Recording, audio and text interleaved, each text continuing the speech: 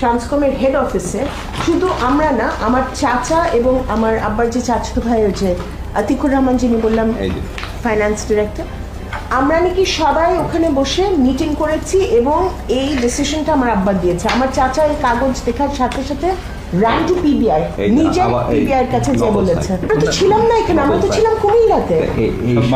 সব বানাইছে।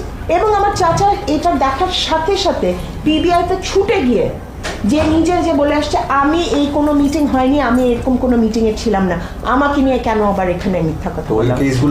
Why have I been made part of this forgery? Latifur রহমানের ভাই সাইফুর রহমানকেও কাল্পনিক ওই বৈঠকে উপস্থিত দেখানো হয়েছে, কিন্তু তিনি ওই বৈঠকে উপস্থিত না থাকার বিষয়টি অস্বীকার করেছেন।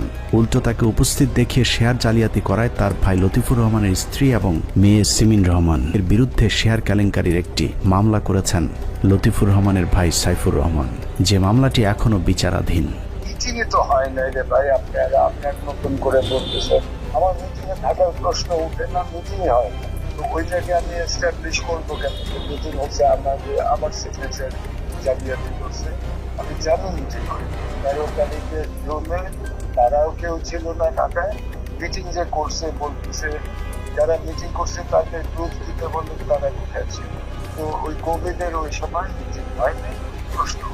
এভাবেই মহা জালিয়াতির মাধ্যমে 2/3 শেয়ারের মালিকানা হাতিয়ে নিয়ে ট্রান্সকম গ্রুপের একক কর্তৃত্ব নিয়েছেন সিমিন রহমান।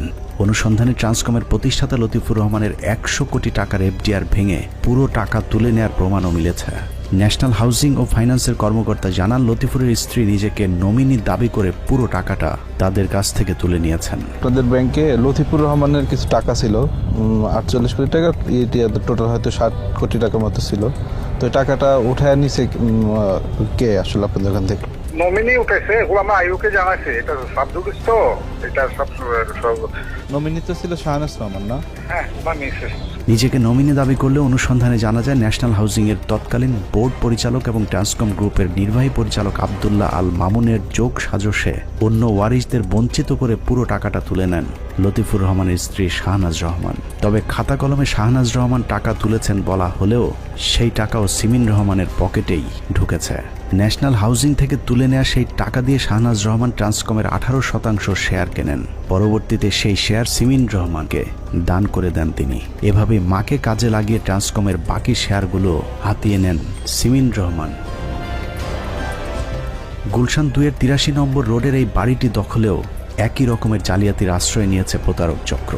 মা শাহনাজ রহমান এবং মেয়ে সিমিন রহমান মিলে ভুয়া ডিড তৈরি করে 42 কাঠার ওই জমির 35 কাঠা একাই দখল করে নিয়েছে।